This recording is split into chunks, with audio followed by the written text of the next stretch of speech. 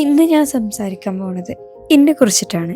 എന്നെക്കുറിച്ച് എന്താണെന്നല്ലേ, 2023 2 വർഷം മുമ്പാണ് എനിക്ക് ലായി ജനിച്ചത്.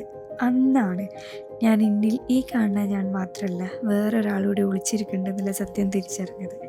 അതെ, എന്നിലെ മാതൃത്വം. ഇത് ആരും ഫോഴ്സ് ചെയ്തിട്ടല്ല നമുക്ക് വരുന്നത്. ഈ ഒരു മാറ്റങ്ങൾ ഇത് നമ്മൾ സ്നേഹത്തോടെ അല്ലെങ്കിൽ നമ്മൾ അങ്ങോട്ട് മാറിപ്പോവുകയാണ്. നമ്മൾ ഫോഴ്സ് ചെയ്തിട്ടല്ല നമ്മൾ നമ്മളെ കുട്ടിയെ സ്നേഹിക്കണതും അതുപോലെ അവർക്ക് വേണ്ടി മാറണതും.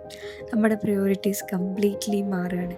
നമ്മളെക്കാൾ ഇമ്പോർട്ടൻസ് നമ്മൾ നമ്മളെ കുട്ടിക്ക് കൊടുക്കുകയാണ്.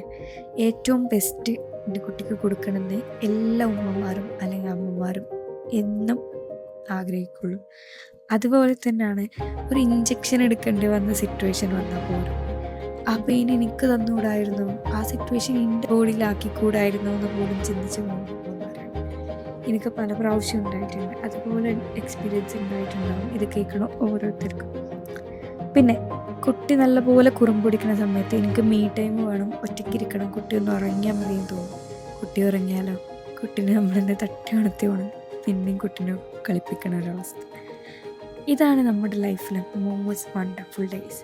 കാരണം ഒരു വലിയൊരു വ്യക്തിയെ സംബന്ധിച്ചിടത്തോളം 2 വർഷ സമയം എന്ന് പറഞ്ഞിട്ടുണ്ടെങ്കിൽ കാഴ്ചയിൽ വലിയ മാറ്റങ്ങളൊന്നും വരാനില്ല. ബട്ട് ഒരു പിഞ്ചു പൈതലിനെ സംബന്ധിച്ചിടത്തോളം ജനിച്ചു വീണത് മുതൽ ഓടിച്ചാടി നടക്കും, അതുപോലെ തന്നെ പല്ല് വന്നിട്ടുണ്ടാവും, എല്ലാ ഭക്ഷണങ്ങളും കഴിക്കാൻ തുടങ്ങിയിട്ടുണ്ടാവും, സംസാരിക്കാൻ തുടങ്ങിയിട്ടുണ്ടാവും. ഇത്രയും മാറ്റങ്ങൾ ഈ ഒരു 2 വർഷം എന്നില്ല ഈ ഒരു ചെറിയ കാലപരിമിതിയിലാണ് അവർക്ക് വന്നിട്ടുണ്ടാവുക. അപ്പോൾ അതെന്തായാലും നമ്മൾ എക്സ്പീരിയൻസ് ചെയ്യേണ്ട ഒരു ടൈം തന്നെയാണ്.